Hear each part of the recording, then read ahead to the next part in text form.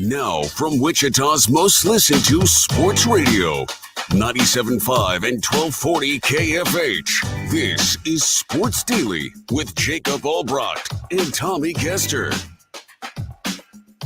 All right, welcome in, everybody. Happy Friday to you. TGIF here on Sports Daily. Jacob Albracht, Tommy Castor, Jad Chambers producing. Wyatt Thompson, voice of the K-State Wildcats, will join us in our next segment to get you prepped and primed for a massive road game for K-State this weekend. We'll also look ahead for KU for Wichita State as we get ready for a college basketball weekend. Bouncing around the sports world as well. Continue to be fascinated by the top of the NFL draft. What could potentially come there. The combine is underway. Lots of fun stuff going on this Friday. Happy to be here with you. Tommy, how are you? Hey, I'm good. I wanted to bring this up to you, and I texted you about this yesterday. I'm a little disappointed in you because there's a radio host in Dallas that got a tattoo on his back of the Rangers box score from Game 5 of the World Series when they clinched. The entire box score on his back. And I thought you were the biggest diehard Rangers fan. I want to know why you don't have a tattoo of that box score on your back. Well, I don't have any tattoos. I mean, if I was going to get something to sell it, that's not something that would incline me to get a tattoo. I think tattoos are cool. I could totally have one if I thought something was, but a box score of a baseball game. Yeah, it wasn't even World Series champs Rangers. It was literally the entire box score from top to bottom on this guy's back. I mean, why don't I just get like a Dungeons and Dragons board tattooed on my? I mean, come on, now that's a box score. That's pretty nerdy, right? You're a diehard Rangers fan, though. I'm a diehard Rangers fan. I am, but a box score. I don't think that's that cool. I mean, good for him for celebrating that way. It's a great bit for radio. Don't get me wrong. But the problem is, anytime anybody sees that, 90% of the people that see it are going to have to say, well, what is that? And then he'll be like, oh, well, it's the box score from the Rangers winning the World Series. And then I'm like, okay, what's a box score? Right? Because that's a pretty in the weeds. It just doesn't seem like a good story. If I'm going to have a tattoo, I got to have a good story to go with it. I may have told this story. Got a buddy who we named. We have the same name, so we call him Chili's. We always called him Chili's. And I don't remember the circumstances of why, but one night at the bar, actually on a trip to see the Rangers, oddly enough, we made him, at the end of the night, of course, sign a contract on a bar napkin that he would get the Chili's logo tattooed on his butt. And so the next morning we woke up and he got the Chili's logo tattooed on his butt. And now I have thoroughly enjoyed that because anytime I'm like, oh man, have you seen his tattoo? They're like, oh no. Then you get a chance to, show his butt. It's great. It's a great story. That's a great story. A box score. Oh, it's kind of like a nerd alert thing for me. I don't know how cool a box score is. I don't know what would celebrate, and that's the other thing. Like, what if they win another one, right? Like, now you got to put another box score on. You do the other box score on the front. You do it on your chest. If you did the first one on the back, you got to do the second one on your chest. And then they win a third championship. I mean, you're setting a weird precedent there. You're running out of room is basically what you're doing at that point. Yeah. And what if you all of a sudden, and I don't know why this would ever happen, but what if you were just like the Rangers made you so mad and you just didn't want to be a fan anymore? Then what are you going to do? I don't think that would ever happen. Like once you get ink on your body that's permanent, you're committed in for life. Yeah. You're pretty committed. Yeah. There's no from that. I figured you were extremely diehard, but now I know there's another level to it, to that fandom that even radio hosts are, they're surpassing you. I suppose there is. It's, if there's another level of, ink fandom, which this isn't the first time we've heard somebody getting a tattoo of their favorite team or something like it. That ain't going to be it for me, as far as whatever inclines me to get my first tattoo, which, as my body gets older and saggier and a little floppier. I don't know what the right adjective is. A tattoo's probably something I should have done a while back. Like I'm not sure that Father Time does a good job of making tattoos still relevant for you as you age and sag a little bit. Well, you got to find a place on your body that is going to be the least likely to sag. So your forehead, you could do that. Oh, because that's not really going to sag. Get a close up on the. Do it. I look like a Sharpei. Maybe on your maybe on your ankle, that or on your foot. Your foot's not going to sag. No, a calf tat.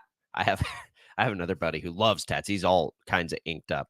So much so that when he was younger, he has like a, I forget what it is. It's like a unicorn mermaid tattooed on the back of his calf. So he was at a tattoo parlor, and what they did was they had like 3 spinny wheels, and you'd go in there and you'd spin each wheel, and it was like, one described something, the other described something, and the other was the placement on your body. So he spins the wheel and it gets like mermaid, unicorn, and back of calf. So there it sits. Like that's another great story. Like that's a great story to be able to say, like, well, that's what box score on the back just doesn't roll off the tongue at a party, right? Well, what does that number mean? Well, that's actually runs, and then there's hits, and then there's errors, right? And so an error in a baseball game is what, like, no, I can't. That's too. Somebody I gotta have to you. You're at the pool and they're like, what does lob mean? What is that? Oh, yeah. LOB, left on base. That's basically what that means. Yeah, no, I need a good story for something like that. I need a good story for just about anything. There's nothing better than a good story. That's not a good story. I don't think it is anyway. I can't imagine explaining that tattoo even one time, let alone, because you got to explain it every time, right? Like it's not, there's no getting around it. People are probably not going to know what that is. And then it's just not a good enough story to have to tell that many times. I just not. I don't know. I don't like it. I'm a Rangers fan. Listen, I'm as excited as anybody except maybe that guy that they won the World Series. I was talking yesterday. I was talking to Jay Miller, who's another diehard Rangers fan. And we were talking about the World Series win, and he spent some time with the organization, and you may have seen some of the stories about that. And I told him, and I hadn't thought about this, like we were talking about actually 2010 when they lost the World Series in that excruciating Game 6. And I was like, you know what's crazy about all of this? I'm going to remember more about that than I am about their win. Like I remember everything about that night and how painful that was. Like what inning, where I was, like all of that stuff. The win, even right now, I'd have a hard time taking you through all the sequences of that particular game. Now, I remember like the moment they won it, and maybe this is just age and memory fading on me. But it's odd that like that painful moment, like I'll never forget any of that. But I'm already forgetting what specifically happened in the Game 5 win, right? Like it's crazy to me, but that's reality. Maybe I'm unique in that. 869-1240. Joining us on the hotline, Wyatt Thompson. We'll get you primed for the Cats this weekend next on Sports Daily.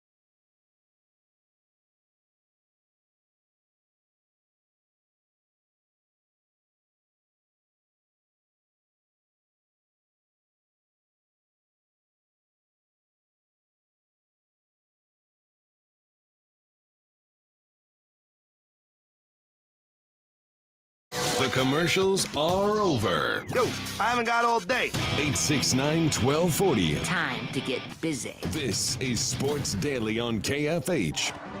Your new radio home for K-State Athletics, 97.5 and 1240 KFH. It's that time, Sports Daily, getting all the inside information on Kansas State.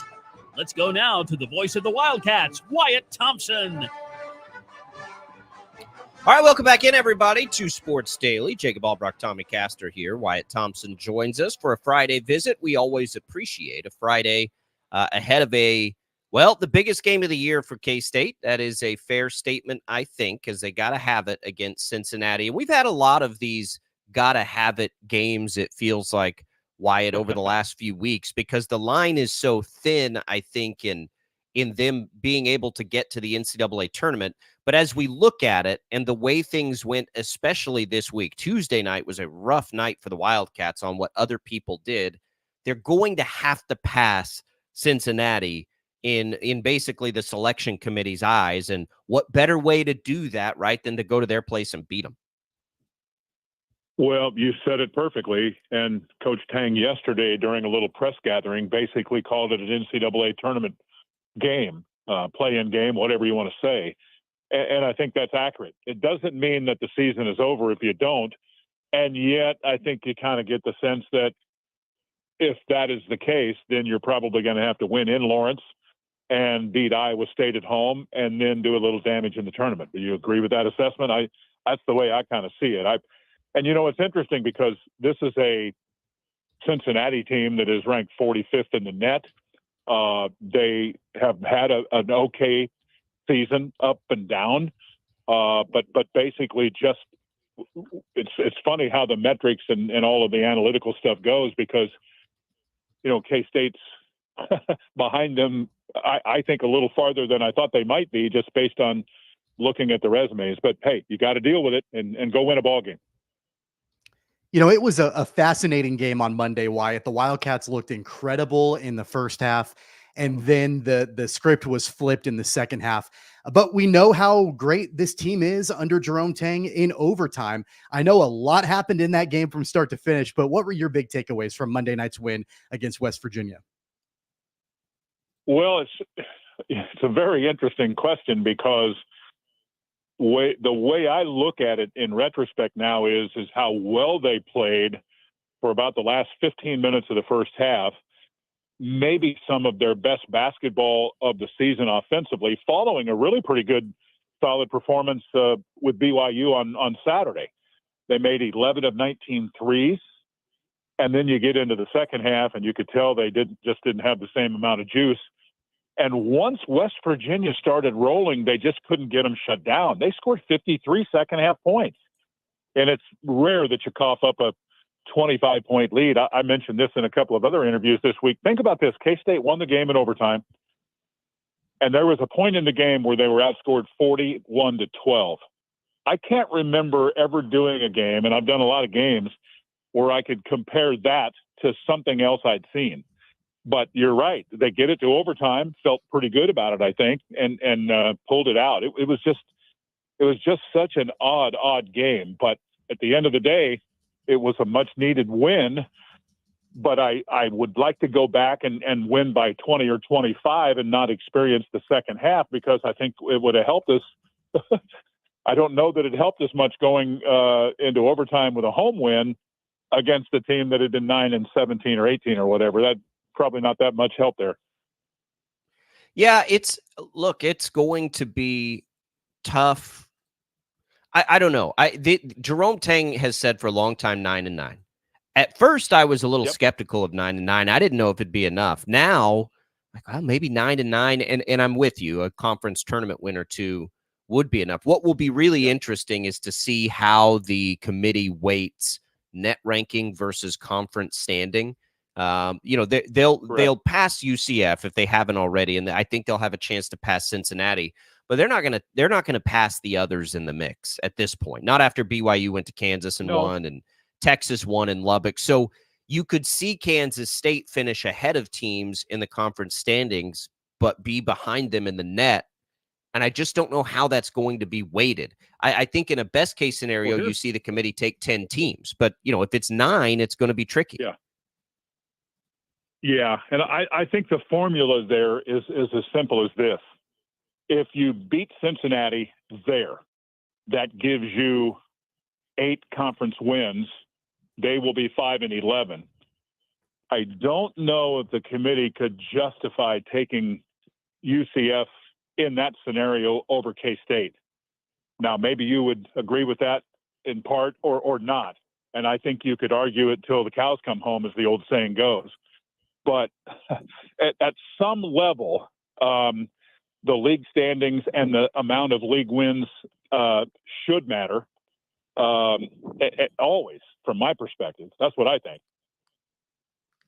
Wyatt, I want to go back to Monday night very briefly because we mentioned the way that they played in overtime, and it's just remarkable to me that Jerome Tang is 12-0 in overtime games in 2 years as coach at Kansas State.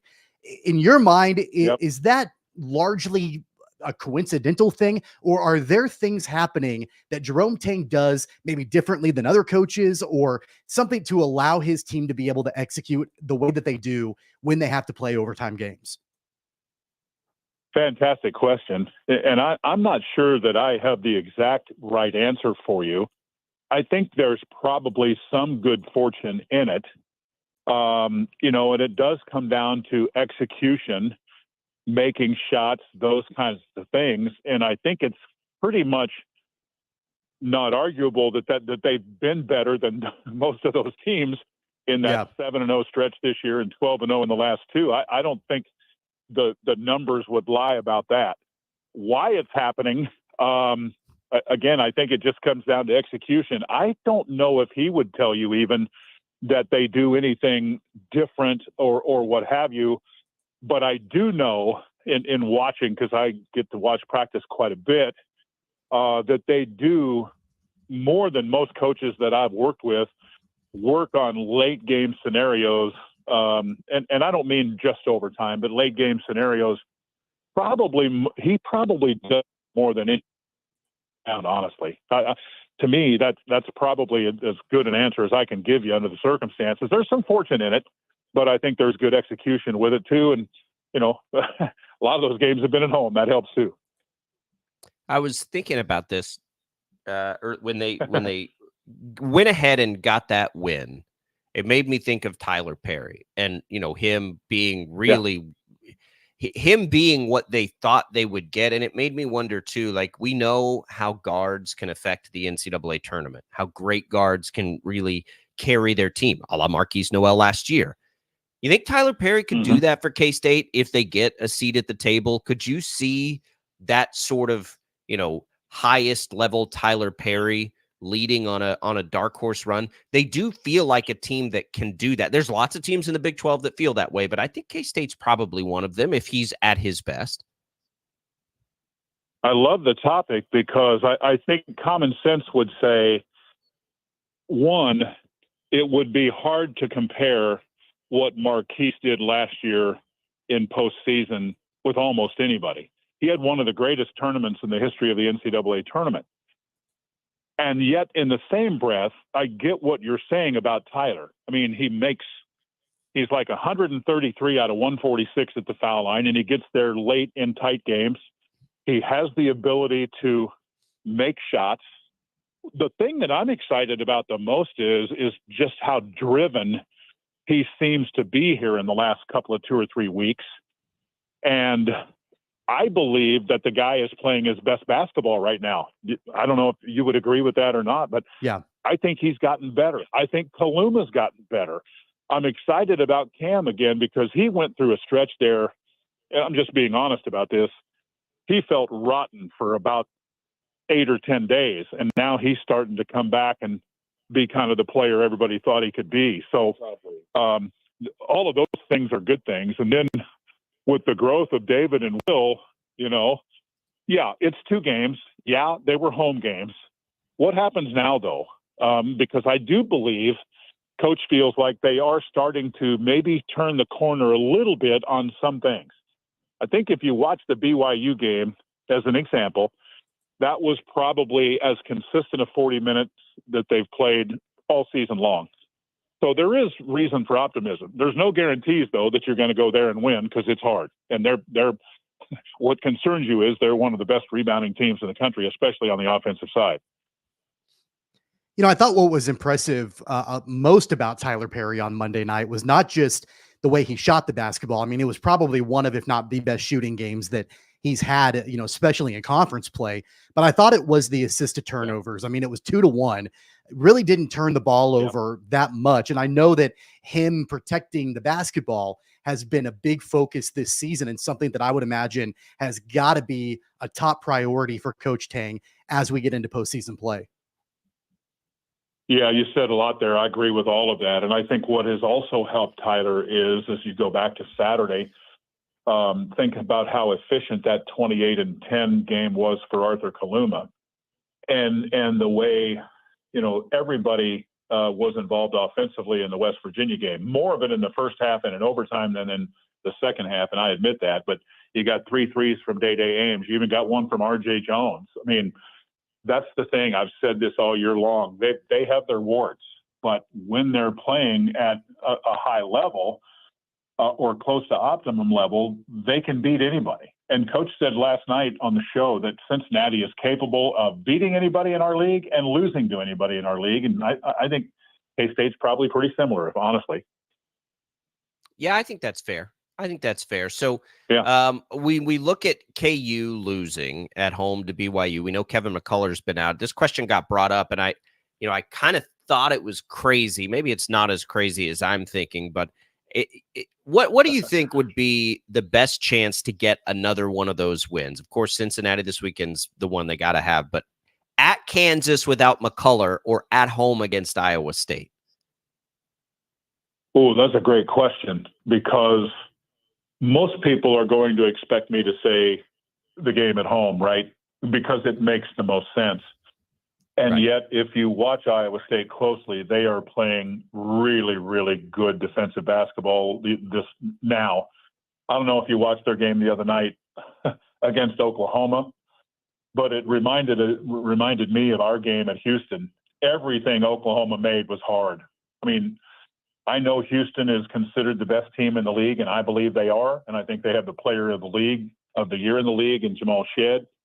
But I don't think Iowa State is that far behind them on the defensive side, and they have offensive options too. So I guess that's a long answer to say either one is going to be hard. If you're asking me which one is more probable, I'm going to say just based on history and being at home, you got to pick the Iowa State game. Wyatt, you've called a lot of Big 12 tournaments over the course of your career. How important is seeding to you? I mean, I know it's kind of a crapshoot depending on what teams you face and what order and where they're all seeded and all of that. But, you know, I would imagine, you know, staying out of that opening day, that first play-in day is, you know, got to be very important. But beyond that, for this year, for this team, do you think seeding and where, you know, if you're battling between a couple of teams for whatever potential seed that is, if it's Oklahoma or Texas or TCU, does that play a big difference, do you think, as the way that tournament plays out? Great question. And I think the short answer is yes, it can, but not always. And I don't want to be a fence rider for you, but Sure. as an example, I've kind of projected out some options. And there's one scenario that I saw yesterday that K-State would play Oklahoma in the first round. And I thought to myself, you know what? That's not a bad draw. And I'm talking about the quarterfinals, because even though Oklahoma played really well here in Manhattan and they clubbed the Cats, I don't know if that would be the same scenario now, because I think we're different and I think they're different.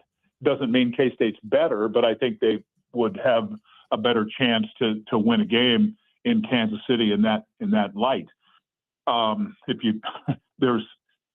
think it's more, this is just my personal opinion, I think it's more about the matchups and when you play teams than it is, you know, especially this year, I guess I will say. I mean, in a 7-10 matchup in this league, do you think there's that much difference? I'm going to say probably not a lot.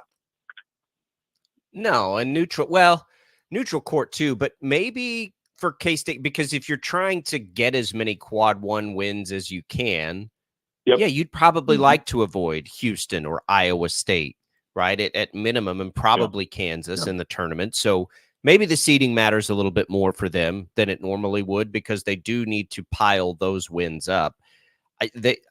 These last 3 games, man, it's right there for them, which is what, Coach Tang's been saying all along, and I think he's been right. And part of it's just the league beating up on each other, I suppose, and crazy things happening. Wyatt, I want to ask you about up the road, Lance Leipold gets a big, contract extension. Great for the state of Kansas. Great for what could be an incredible football season.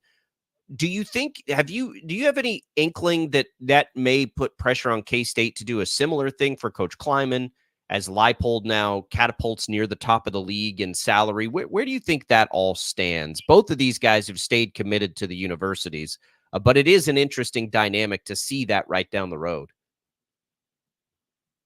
It's a really, really interesting topic, isn't it? Because I think everybody would respect what KU is doing in terms of their commitment to Kansas football, to Coach Leipold, but even more than that, with his staff and that kind of thing. They've made a pretty legitimate jump here, and I think you respect that. As it relates to Coach Kleiman, I haven't given it a whole heck of a lot of thought. But when you asked, one of the first things that I thought about was, and I say this virtually every day of my life, I think Coach Kleiman is very happy here. I think he's perfectly fine with the money he makes. Maybe the most important thing for him is his family likes it here, and the fact that he's working for one of his best friends, and they have mutual amazing trust between each other. To me, that at this point in his career, I think that means as much as anything. And I wouldn't say that if I didn't believe it. I've had conversations with Coach about this, and he loves Gene Taylor. And frankly, I do too. Gene has done an amazing job here. I think everybody sees that. And it's probably pretty satisfying for him to go to work every day in this environment where he's doing it his way and has a boss that's given him everything he can possibly give him within the limits, of course. But I think he's really happy. Would he want more money? Wouldn't we all? But I don't think it's going to be an issue. Let's put it that way.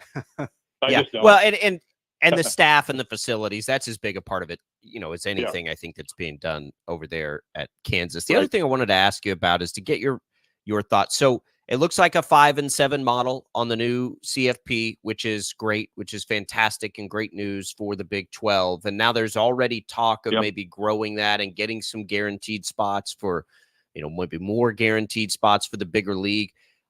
Do you have any concern about the motives on this stuff? I mean, we know why, because the SEC and the Big Ten want more money, but I've said this before. I don't think I have a problem with that, because they are right now in the best position as leagues. But do you have any concern about what you're seeing as it relates to the Big 12, or does this all seem fine to you and the Big 12 is secure in it? Well, let me say it this way. From the Big 12 perspective, I'm probably, for the most part, okay with it. Spending some time in my career at a lower level at Colorado State, I would be more concerned about that level of competitor having a real legitimate chance. But with that said, I also have to say this. I don't have a real big problem at the top of it, because I think that's the way it's going to go anyway with television and the power of the two leagues. I think it makes much more sense, as we talk today, of having the SEC get 3 as opposed to the Big 10. But if the Big 12 gets 2, I'm okay with that under this current situation. And I think it's going to change again in 26, going to 14. Have you heard that? I think that's a possibility. The 3-3-2-2. And then that model, which would give the ACC and the Big, I am actually okay with that too. Like I am okay if the SEC and the Big 10 get 3, but it adds another one to the Big 12. I don't have any problem with that. And I think the worst case scenario.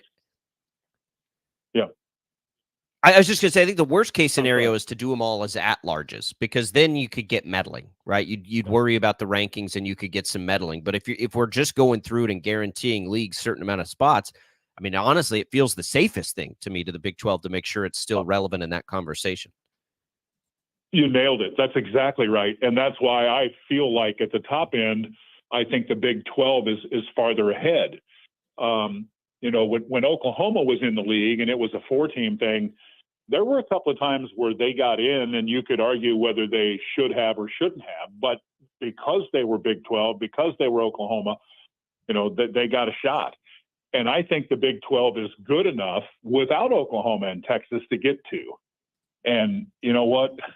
If you look at that, I think you said it really, really pretty succinctly and well, because it is probably under this current umbrella the safest thing and the best thing for the Big 12, just the way the thing is designed, and with the power of the two conferences and ABC, ESPN, and Fox.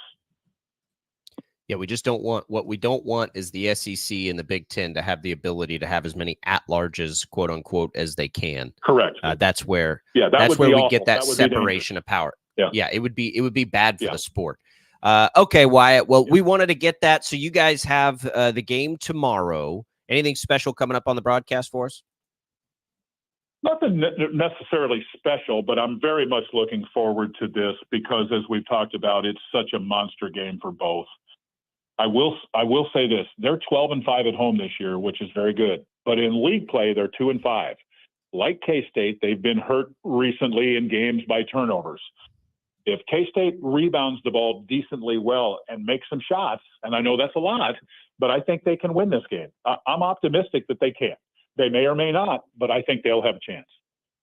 Yeah, I think it's a good opportunity too. All right, Wyatt. Well, pregame coverage begins at 5 o'clock for K-State, Cincinnati. Tune in. You'll catch it right here on KFH. It doesn't get any bigger for the Cats so far this year, so we're looking forward to it, Wyatt. Safe travels if you're not already there. If you're already there, enjoy your time, and we'll hear from you tomorrow on the air.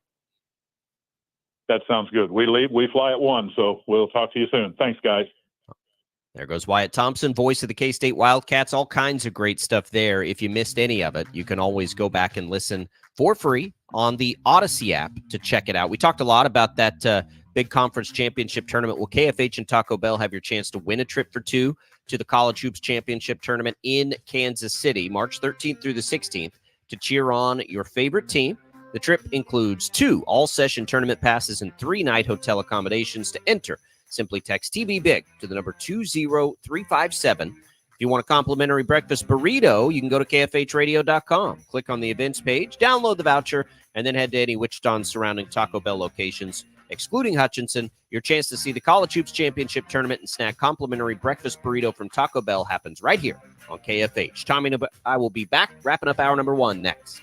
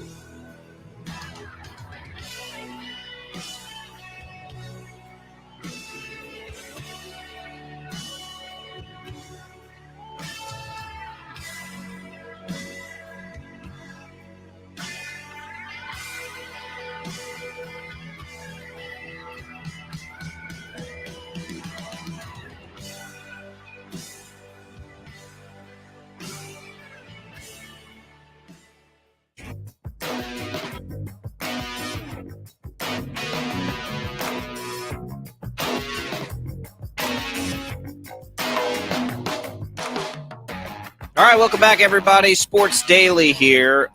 Tommy, did you see from down at Texas Tech, Tyler Owens at the Combine? Did you see his story? So Tyler Owens is pretty top end prospect here, and he is he's the favorite to post the fastest 40. But he says that he doesn't believe in space and other planets, and feels that some of the flat Earth theories have some valid points. Was he the guy that was talking about birds not being real?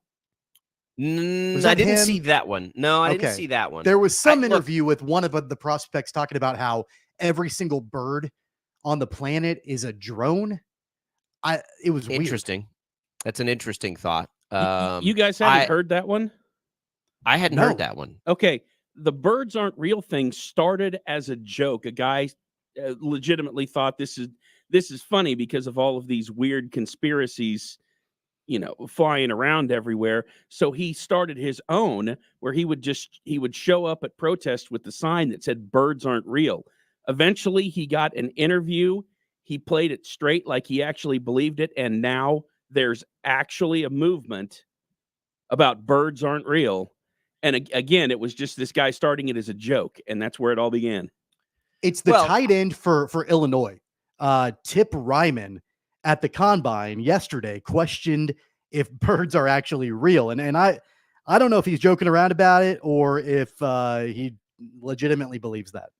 I love that I love anybody that is willing to mess with these things because it's so ridiculous. Because who cares if he believes birds are real or not as a football player? But this one from the tech guy though, that space isn't real and all this. Yeah. It made me laugh, and I've wondered. So we keep seeing the Odysseus lander and stuff at the moon, and I do laugh sometimes, and like just can't shake this thought of. Like, we haven't put a man on the moon since what, 1972, 1969? Like, why is that taking us so long to do again with the technology that we have now versus then? Like, are the, tinfoil hat wearers about this being done in a studio? Like, is there validity here? This is weird.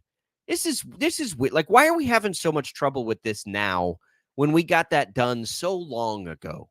You know what I mean? Like, every time I see it, I'm like, man, they are adding fuel to the fire there. Yeah. That thing wasn't real. And I know there's all the evidence, and I believe it was real. I'm not saying that. It just made me laugh when I hear this guy say that, because I keep wondering why this is taking us so long to get somebody back up there on the moon. If we could do it, how far away from that are we? 60 years ago? That seems a little odd to me. It's been a while. It's been 50 years.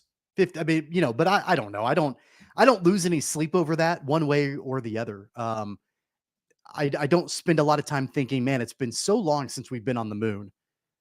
What's taking so long? I just don't, for whatever reason, that's never really entered into my universe. Jacob, if there is a universe, Jacob, Okay, it would fair happen. enough. It would happen tomorrow if we could figure out a way to monetize it. We would be back there tomorrow if there was profit to be made from doing so. yeah, there's validity there. I agree with that. It's just the other thing I think about all the time is we can get to the moon, right? We can't get to the bottom of the ocean, but we can get to the moon.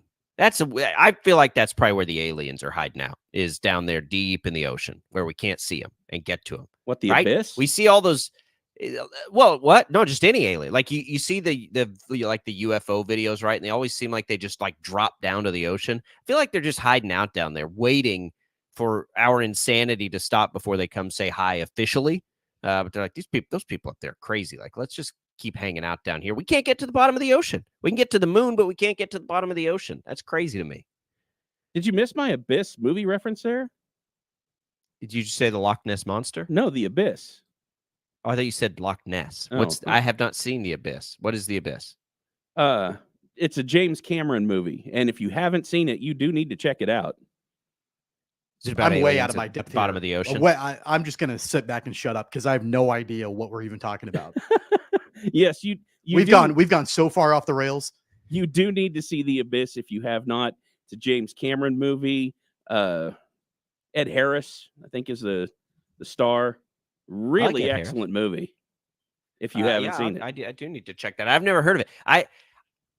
These are the things I think about. I laugh when I see these combine answers, but that one did make it's very topical because of the Odysseus stuff and like tipping over and how many times we've struggled to put a person back on the moon. And then I think about the old astronauts like punching people in the face who ever ask them about the conspiracy theories. Like, it's just so.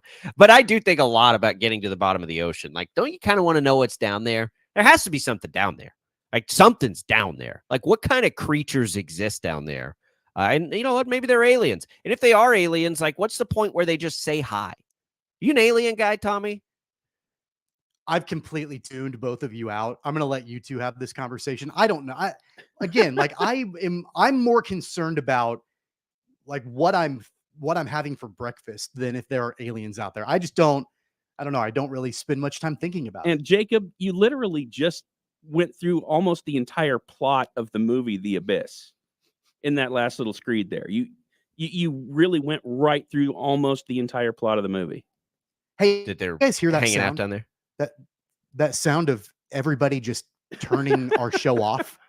No, I don't think so. Did you pick up on that? Because I'm hearing it right now. I think people, Mike's chiming in on the bird thing. I hadn't heard the bird thing. Conspiracy theories, if not taken seriously, disclaimer, can be a lot of fun to hear all the crazy stuff out there. And probably some of them have been true through history. But, the best part about the bird theory is that it's the thought is that these drones or whatever use power lines. They're always setting on power lines to recharge their batteries. That's the theory behind the drones getting continuous power and never running out of battery life.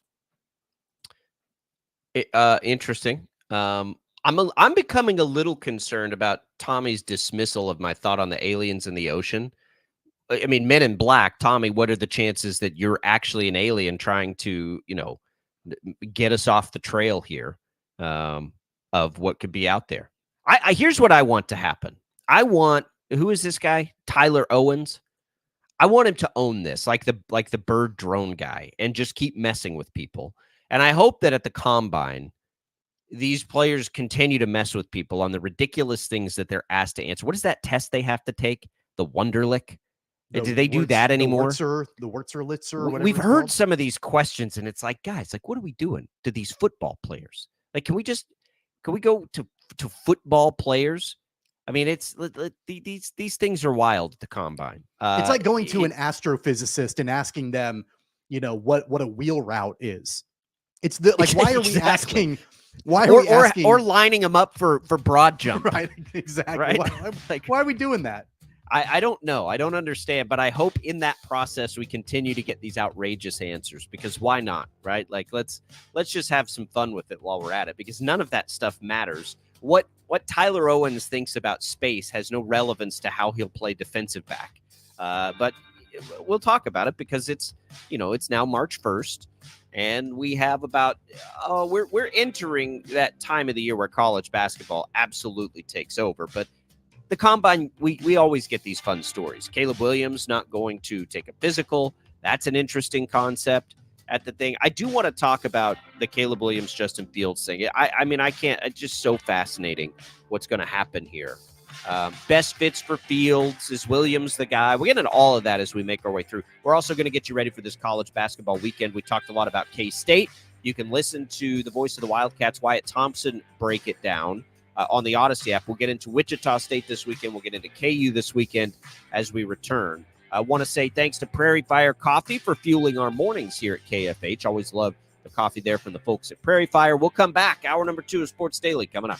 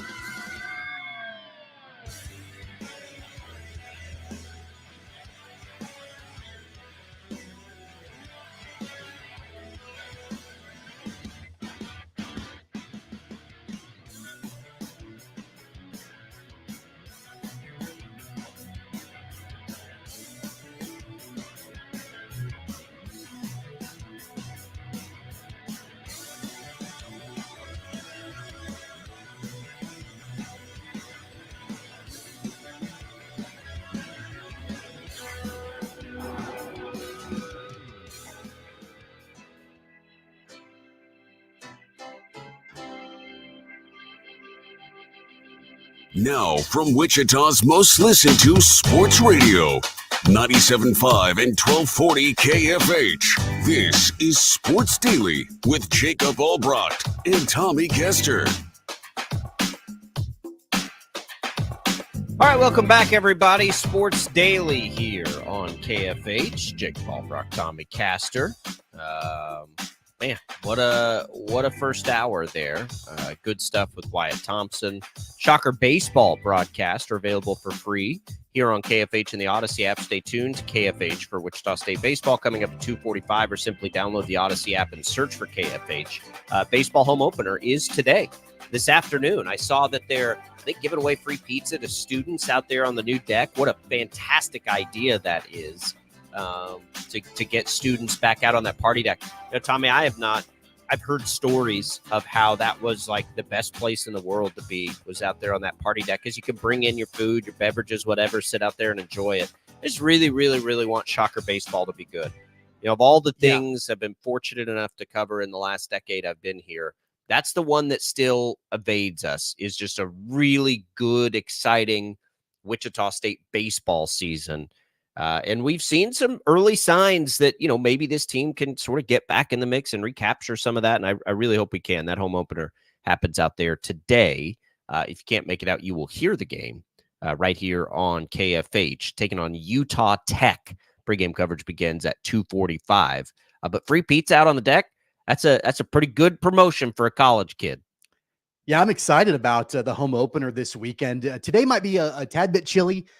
This weekend should warm up really nicely. I think it's going to be windy regardless, but that's all right. I mean, looking at temperatures in the 70s and 80s this weekend. So really, you know, no excuse to not get out to X Stadium for the games, at least tomorrow and Sunday against Utah Tech. I know that I think both games are matinees tomorrow and Sunday, I believe. I think we're looking at like a noon or 1 o'clock start, at least on Sunday. So a good opportunity to get out there and support this new Shocker team, the new Shocker staff, and all of that. And like you mentioned, they've shown some flashes early on with that upset win over Iowa early this season. So yeah, they've got some momentum going their way, and looking forward to having them back here for the home opener. Yeah, it needs to happen, Tommy. I don't know what it'll take. I mean, weather will be a thing early, of course, as you mentioned. It'll be windy out there this weekend, which will not be, at least it'll be warm and windy. It'll be warm. Sometimes in these early season games, like you get there in the shade and it is cold at Shocker baseball games. We always battle that, but yeah, I mean, all things considered, you know, you got to take a little wind, but you get the warm with it. That's as good as they've had an opportunity for home openers. And it really, you know, I'm not as worried about what's happening in early March out there as I am, you know, when it really gets warm and nice outside and do whatever. I want it to be buzzing enough that, yeah, maybe take the fam out and sit out on the party deck and see what it's like. And you know what? Today is March 1st, and it always, like, it signifies a lot for me because, you know, not only do I feel like baseball season is basically here. I mean, spring training going on right now. Shockers back, you know, at home for their home opener this weekend. But it gets, you know, I always feel like once you get out of the month of February, yeah, there can always be more snow. There can always be cold weather and all of that. But I feel like we're pretty much out of the winter time now for the most part, which is good. And I always signify like March 1st is that date, you know, when I feel like we're kind of out of that daylight savings time in a couple of weeks. So I feel good about it. I don't feel good about my allergies. That's usually the only thing. I mean, it's my birthday month. Me too. I love March. I hate my allergies right now. I'm ready for those to stop. And once that happens, then I get really excited about the spring. And you know, that's a silly thing. I do love the spring too. I love it a little bit later into the spring. I need the weather to turn to really feel it. And once we get like toward the end of March Madness, then you're getting toward the beginning of baseball season. I feel like that's sort of the light at the end of the tunnel. I think it's going to feel, it feels like the winter still in most of March. I think March is that month where we're like, all right, it's over. And then we're just fooled, right? Like Lucy pulls the football out behind us. But But it does also mean we get into the part of the NFL season that's as fascinating as any, Tommy, and that's this quarterback stuff. And we have Caleb Williams not taking a physical, and Caleb Williams isn't taking a physical. Why isn't he taking a physical? Like, what are we doing here? Justin Fields trade rumors. We're trying to analyze what everybody says. The Bears are taking Caleb Williams. I mean, let's be real. Bears are taking Caleb Williams. He didn't want to take physical because they want to take a bunch of physicals. I get it. I get it. So if Caleb Williams is the guy, it means that Justin Fields gets traded. I'm curious about his trade value. I would be pretty surprised if it's if I'm the Bears, I want somebody's first at minimum, right? I don't know that it'll get that high. What would you be willing to take then at that point? I mean, I think I'd ask for a first now or then move on to like maybe a second this year and a second next year. I wonder if it's going to get that high for Justin Fields. And that will be the interesting part of this, because think about if Ryan Poles says if they're trading him, they want to do it right before free agency, which means they're going to trade it, but they want to do right by Justin Fields. It does sort of shrink your leverage at the same time you do that, because don't you think it adds to his value for teams to know what they can potentially do in free agency at quarterback? You know what I mean? Like, waiting a long time benefits the Bears the most. But if they really want to do right by Fields and just move on from this, then yeah, making it sooner. But I mean, should the Bears be rushed to make a trade? Because to me, the more logical timeline is the draft, not free agency, but that's not necessarily the best thing for Justin Fields. I feel like they've got their minds made up, but maybe not exactly which roadmap they're going to take. Like, I'm kind of with you. Ryan Poles doesn't make those comments if they're not planning on trading Justin Fields away. But what I don't think that they're settled on as of right now is, when do they trade him? When can they get the most maximum value out of him? And what really are they looking for in return for Justin Fields? And I've said all along, if it were me, if I'm in that role as Ryan Poles, the GM of the Bears, I'm probably going to stick with Justin Fields, but I'm also not a major risk taker either. That's just not my nature. I'm probably going to stick with the guy that I've already invested in and built an offense around. But I understand the appeal of Caleb Williams. Now the question is, if that's the direction that it looks like they're going to go, do you try to get it done in the next week or two? Do you wait until closer to the draft? And, maybe at that point you've got teams that are more desperate to move up. I think that you could look at it one way or another. How important is it to you to move away from Justin Fields immediately and start to put the pieces in place for Caleb Williams? Or do you let it drag out a little bit more to see if that value can grow? Yeah, I don't think it benefits the Bears at all to rush it. I think, and Poles said it, they would do it to do right by Justin Fields. There's no benefit to quickly making the trade for the Bears, because if they already know what they're going to do, they can let things settle out and drive up Justin Fields' trade value. I mean, Justin Fields isn't going to become less valuable. I think that's pretty unlikely that he becomes less valuable once free agency goes through. The flip side of that is, though, maybe teams that would be in the market for Justin Fields solve quarterback in different ways that aren't expected. Now, that would also mean, let's say Kirk Cousins signs somewhere else, or the Vikings then in the market for Justin Fields, or if, Baker Mayfield doesn't return to the Buccaneers.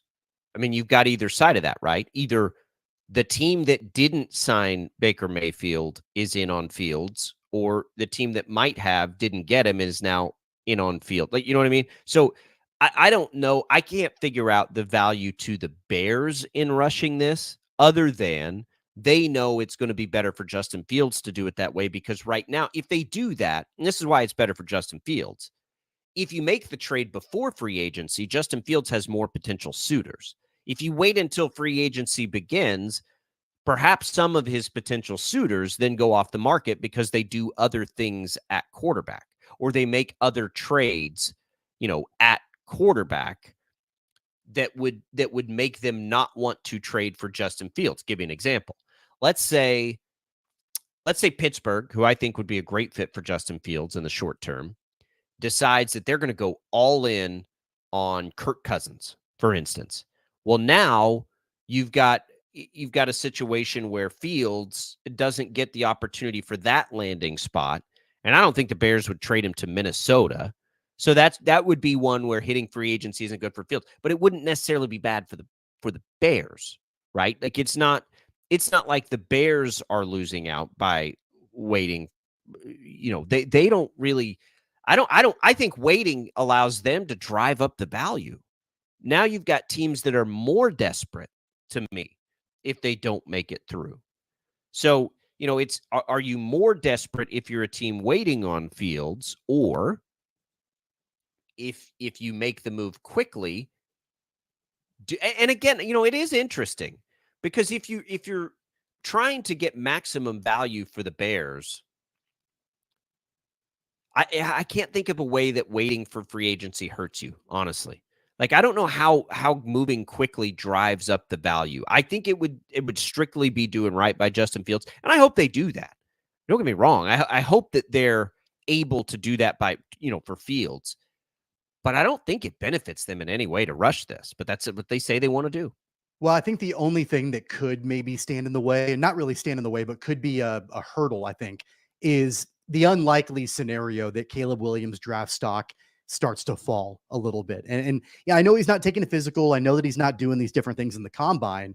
There would have to be something else that comes out that would make that tumble a little bit. And I just don't foresee that happening. I don't even know what that would be necessarily. If you wait, you do run the risk of, if that draft stock dips a little bit, then you may not get quite the return for Justin Fields that you might otherwise have gotten. But again, I think that's unlikely. I think that for teams that want Justin Fields, and I think that there are probably a handful of them that are quarterback needy, that have the draft capital and have the means to be able to make a move to bring in Justin Fields, I think that it does benefit them to try to get something done as soon as possible. And I think the Bears know that. I think that they can certainly hold out a little bit, to try to get that maximum value.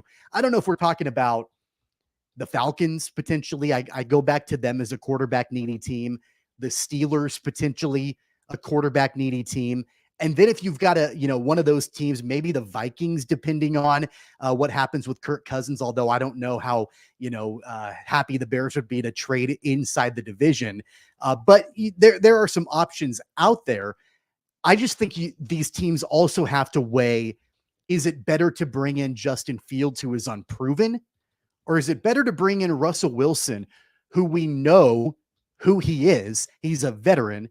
He's on the decline. I think we can all tell that. Which is going to be better, a Russell Wilson Band-Aid or an unproven Justin Fields?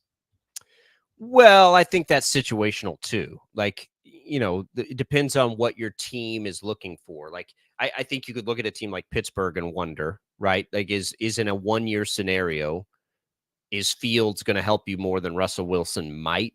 I think most people would say you'd be more, because Fields isn't costing a lot of money yet, and Russell Wilson is.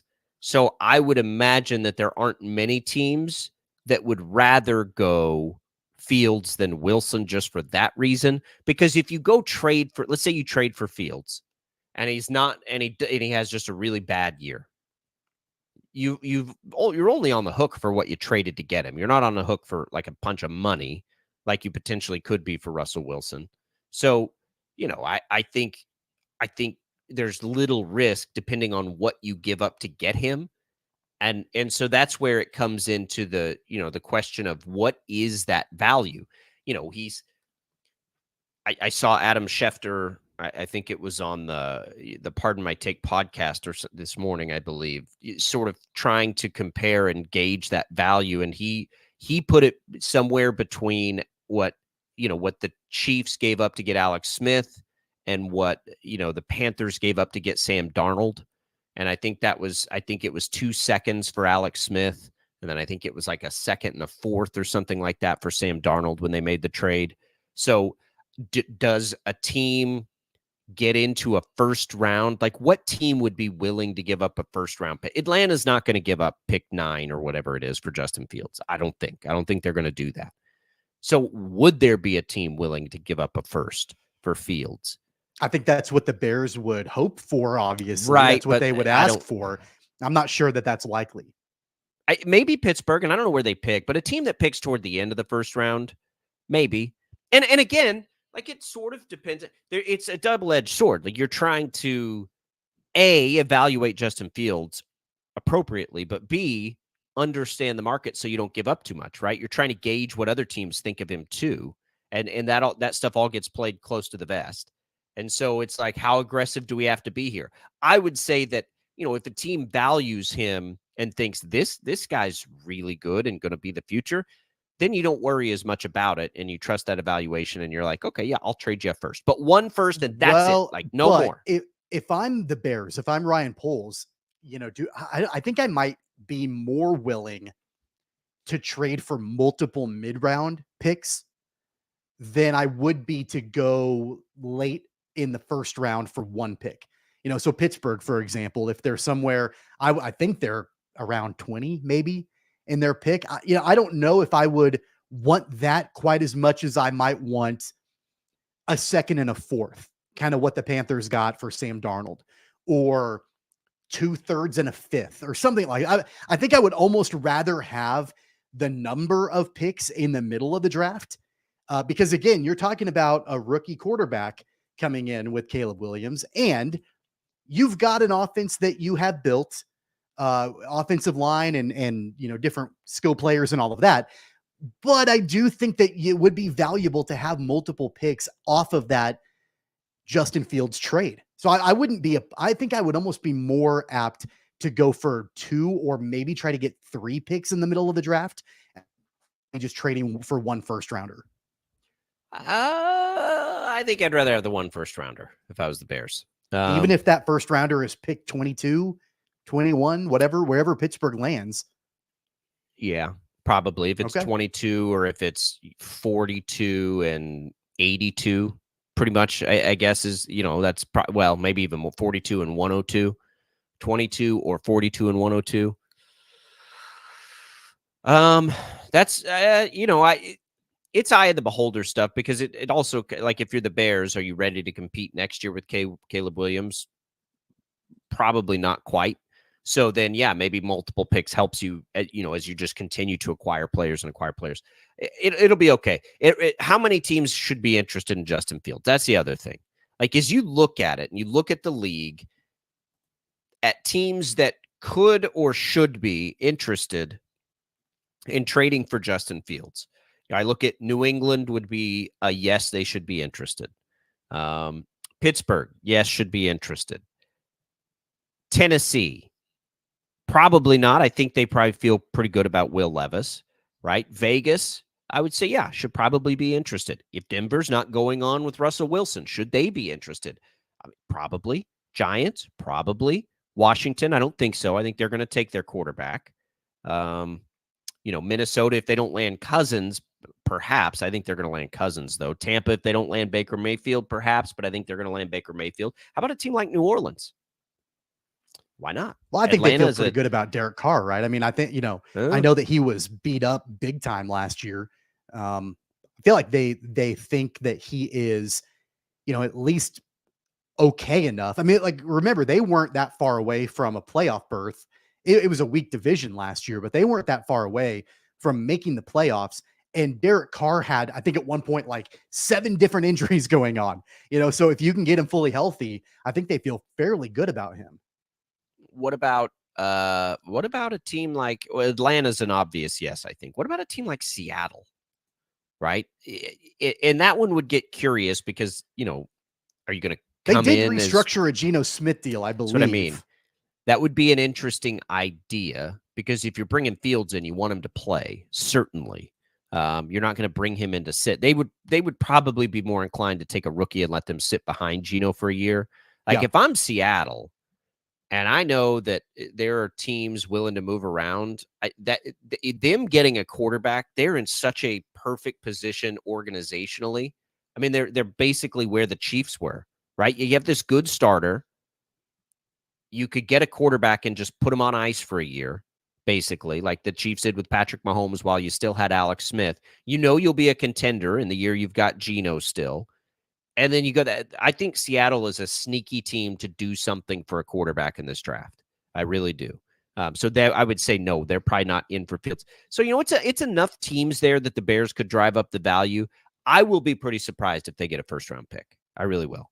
And I think right now you're going to see a situation of, the Steelers and the Falcons probably trying to drive that price down as much as they can. I can't believe that Poles said what he said publicly, because it does drive down the value of Fields, right? It does. But again, if he really is just trying to do right by Fields, which again, they must be, because that's the only reason you do it, then good for them. But it will be interesting, not just because, we've got Caleb Williams and that star power at the top of the draft, but because we're not certain Justin Fields isn't going to be a really good NFL quarterback, right? This isn't the Josh Rosen thing. This isn't even the Sam Darnold thing. Like, I think most people still think there is plenty of upside for Justin Fields, and his story is not told at what kind of quarterback he's going to be. I think he has an opportunity to be a really good NFL quarterback. Opportunity to not be certainly is there too, but this isn't the usual situation of these guys. Let's take a quick break. We'll come back. I want to talk a little bit about KU basketball and what we might see from them down the stretch. What's even important and to take away from these final games. Bill Self said yesterday, we're not winning the Big 12. I mean, this is a unique situation for Kansas. I don't recall a time where Kansas is as, I don't want to say uninterested in the end of the. I don't think it's that, but that there's really nothing there for them in these last handful of games. We'll get into KU when we return on Sports Daily.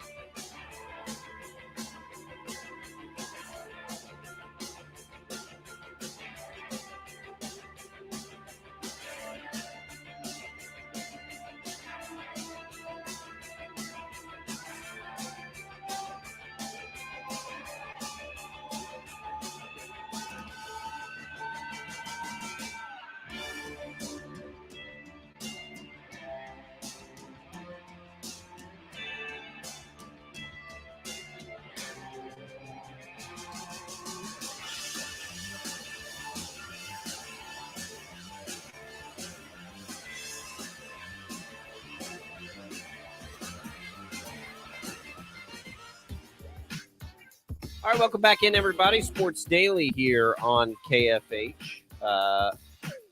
Don't do this a ton, just a news item because it impacts so many people here. Just to let everybody know what's happening at the moment. Stories are coming out now that Boeing is in talks to buy Spirit Aerosystems. Spirit Aerosystems, of course, a huge part of the Wichita economy, a huge part of the state's economy, largest employer, private employer in the state of Kansas. So I don't know what that means. I just know it's impactful. So if you haven't seen that, that is some buzz that I think was first reported by the Wall Street Journal. And of course, now we're chasing it over at 12 News, potentially massive story. So know that affects a lot of people potentially. Just wanted to let you know that that's happening right now. Tommy, let's talk a little KU basketball this weekend. So I don't know how to properly gauge motivations at this point. Bill Self, he admitted, and it's true, like they're not going to win the Big 12 regular season. But he also said we got 2 quad 1 opportunities and a rivalry game left on the table. Their road games, Baylor, Houston. I'm not sure that I would pick KU in either of those games right now without Kevin McCullough. I think at home against the desperate Kansas State team is far from a shoe-in. So, how rough could this get down the stretch? Could KU really lose 3 out of their last 4 here? I think it's on the table. But so is playing really well and reestablishing things for Kansas too. They're both sort of there. It's an interesting dynamic for KU, who is almost always playing for a Big 12 regular season championship at this point of the season, and they're not going to be doing that this time. I think, again, it all comes down to what happens with Kevin McCullough, and this is a day-by-day situation. It truly is. And one day we feel positive, and the next day we don't, and then we're optimistic, and then we're not. Bill Self came out yesterday and said that depending on how practice went yesterday and practice went today, Kevin McCullough could potentially be a go tomorrow. Now, I don't know if that's changed, since yesterday, since he made those comments about 24 hours ago. But like I said, this is a day-by-day situation. And I don't, he said he's doing better. I don't know what that means. I don't know if we're going to be able to see him before the end of the regular season or if it's a postseason thing. At one point, I think we weren't even sure if we would see him for the rest of the year. So again, it all comes back down to, number one, his availability. And then number 2, on top of that, if he is available, his effectiveness. Yeah. I don't know how much sense it makes to go if you're McCullough and time helps. I don't know that it's so strange, right? It's sort of like, honestly, it's sort of like Jalen Daniels, right? Like, is it worth it to go if you're not fully ready to go? Would it be better for McCullough to just hang tight and continue to work and get healthy? I don't think he needs to go as far as like being able to just come back in and be effective. It's an interest. I wouldn't expect him to. What would be the point at this? You don't want to lose. You don't want to lose ground in the Big 12. These games matter. They do matter to seeding. And look, if McCullough feels like he's ready to go and he wants KU to have its best chance at a national championship, then yeah, I guess you play and you try to pick up these wins so you can get better seeding in the NCAA tournament. Certainly. The question becomes, is that though the best? Is it better to do that, or is it better to just go into the tournament as a 3 or 4 seed with a healthy McCullough? Well, I think that that you've got to have him in the NCAA tournament if you want to make a run. I think that is just that's a key. If they don't have him, if they don't get him back in time for March Madness, I think that this is a team that, regardless if they're a 3 or 4 seed, they could be primed for an upset in the first round, or at the very best, maybe the second round. Because what Kevin McCullough brings is he brings an ability to defend. He brings an ability to score on the perimeter, and he hits free throws, and he especially hits free throws when they're down the stretch. And that was a huge issue on Tuesday night against BYU. They didn't have that. They didn't have the defensive capabilities of McCullough. They didn't have his shot making and shot creating ability, and they didn't have him making free throws out on the court. And that's what doomed them against BYU. You get into a tournament situation where you're in a vacuum and you're playing back-to-back games or whatever. You've got to have his veteran experience and those things that he brings to the table.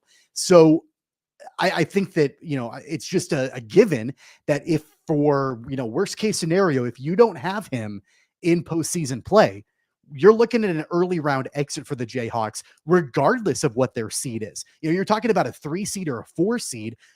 I don't think it necessarily matters without him on the court in those crucial games. I think they're going to be going home early.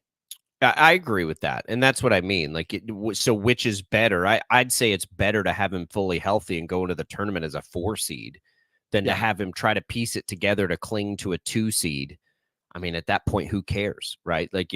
Because it's not like, for KU, the reality is for KU, it is nice to get a couple of tournament wins and make it onto the Sweet 16.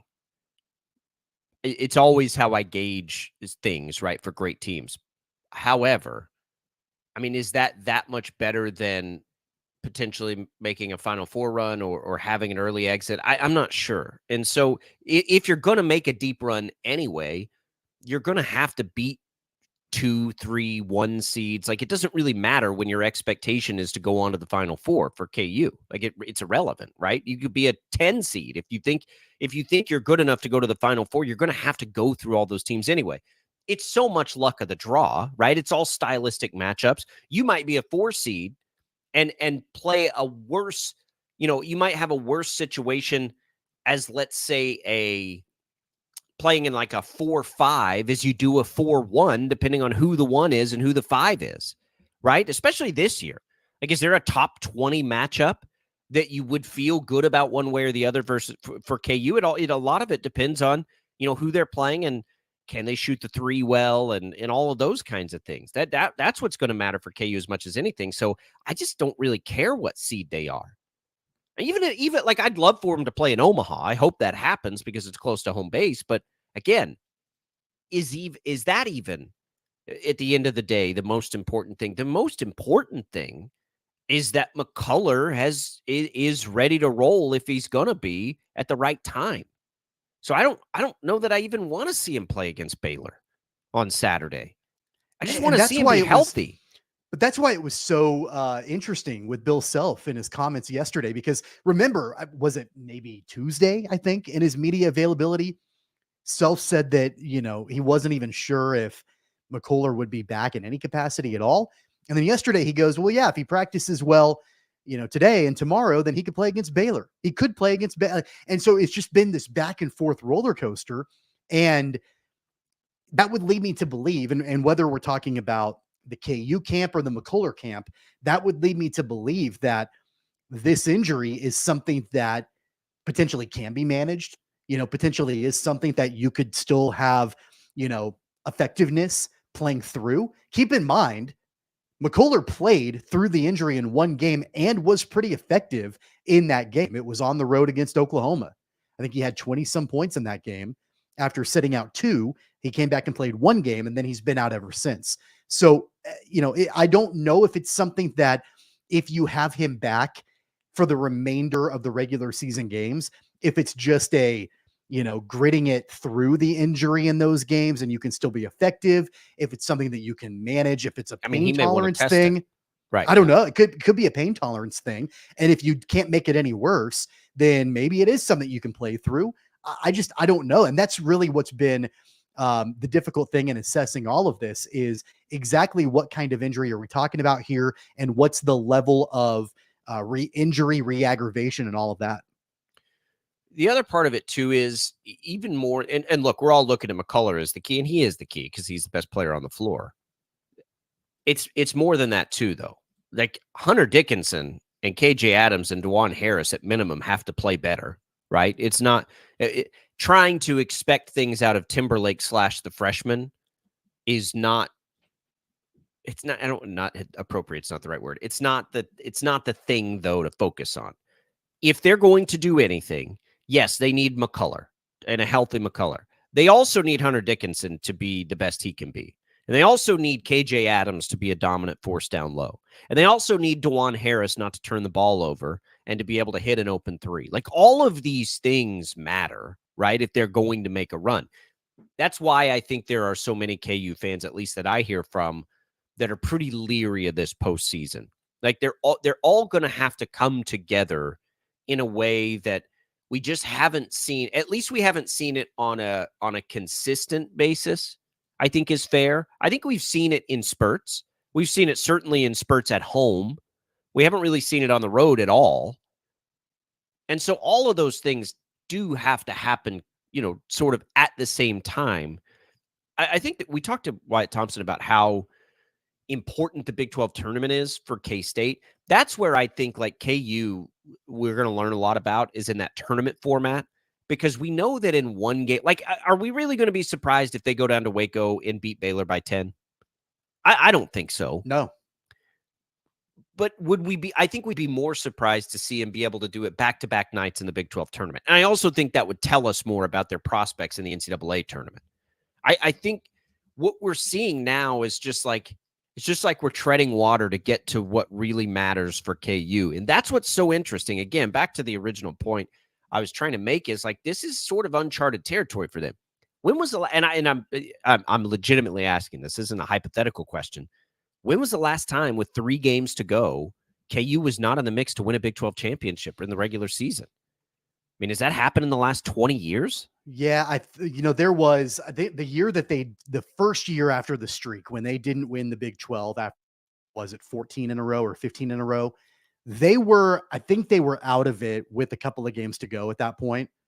That was the year that I believe Chris Beard was at Texas Tech, and Tech played in the national championship. Yeah, I remember Tech beat Kansas by like 30 some points in the regular season.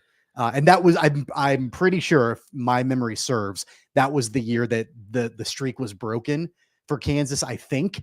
And they were out of it, I think, with a couple of weeks to go. But to your point, it doesn't happen hardly at all ever when they're not at least in the discussion with 3 or 4 games to go in the regular season to win at least a share of the Big 12 championship. And I don't mean that only as a bad thing either, by the way. I just mean it as it's an interesting thing, because it will allow Bill Self perhaps to do things a little bit differently. I don't think it's out of the realm at all to think that the best thing for the team may be to pull back a little bit down the stretch here and get everybody rested up ahead of the tournament, season. I don't think there's anything wrong with that. And in fact, I think it's a fine strategy. I don't know that they'll do that, and I don't know that it is the best strategy, but I think it's an option on the table for them now that's not normally on the table for them. Maybe it is a chance when you know that you've pushed the starters to play so many minutes, and we all know that they seem to be a little gassed. If it's not going to kill you either way, they're not going to do it against K-State, right? They're going to get in senior night and all that stuff. They're going to bring it against K-State. But in these 2 road games, maybe you pull back a little bit to get a little extra rest. I don't think it's the worst thing for this team. Like, this possibility of them stumbling down the stretch, but then being good in the tournament seasons, I totally think is on the table. And I think it could strategically be something they're considering. And I only started to really think about it when Bill Self was very candid yesterday, talking about, like, oh, guys, we're not going to win the Big 12. Like, so it's almost like, I wonder if there's some thought process, and then they're not going to mail it in. That's not what I'm saying at all.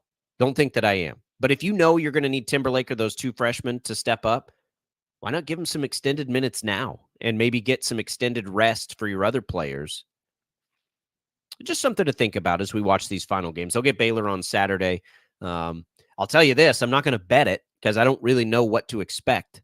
I don't know what the line's going to be. I'm sure that Baylor will be favored by a very, very slight margin, or it'd be close to a pick-up, but I'm not going to bet it. I just don't know what the psychology of KU is right now. I don't know how you bet them. I don't know how you even look at it that way.